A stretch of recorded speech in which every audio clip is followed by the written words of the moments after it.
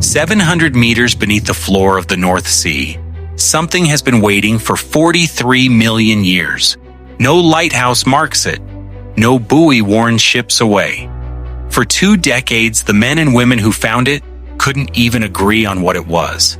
A perfect circle, 3 kilometers wide, surrounded by a ring of fractures spreading 20 kilometers across the seafloor, like ripples frozen in stone.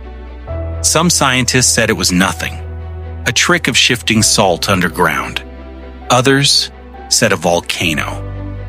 But one small group of researchers believed something far more violent had happened here.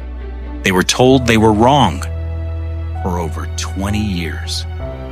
This is the story of a scar hidden beneath the sea, and the 2 microscopic grains of sand that finally proved everyone else wrong. In 2002, geologists scanning old oil survey data off the Yorkshire coast noticed something strange. Buried in the seabed nearly half a mile down, sat a shape that shouldn't exist naturally. A circular basin, a raised center like a bullseye, and around it, fault lines curling outward in perfect rings.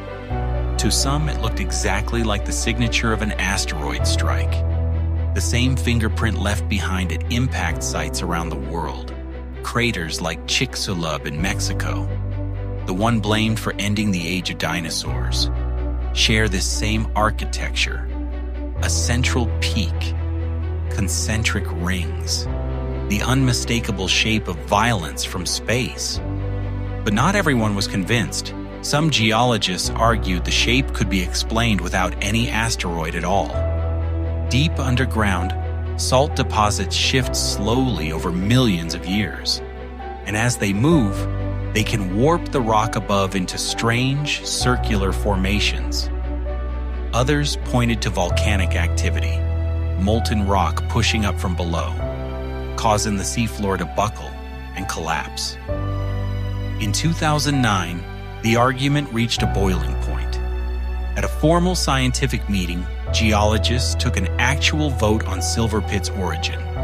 The result stunned the asteroid camp. The room rejected the impact theory, case closed, or so it seemed. For over a decade, Silverpit sat unresolved, a geological cold case, until one geologist decided to look somewhere nobody else had thought to check.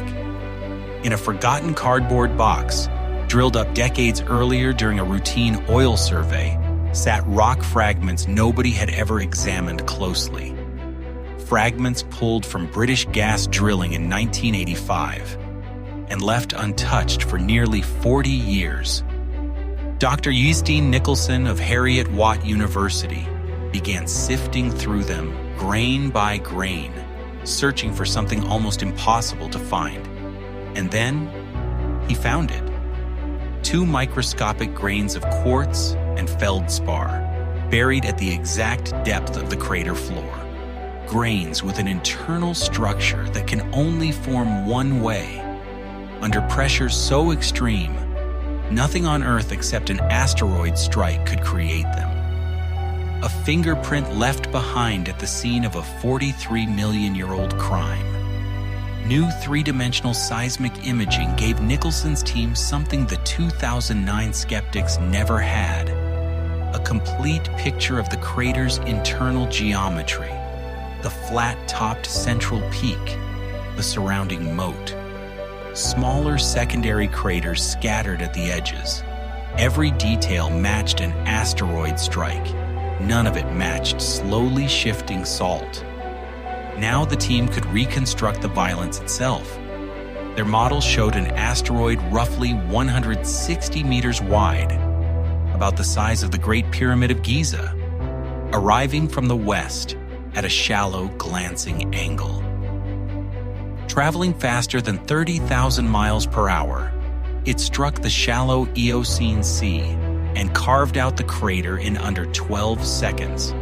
The impact hurled a curtain of rock and seawater 1.5 miles into the sky. Then it collapsed. What came next was worse.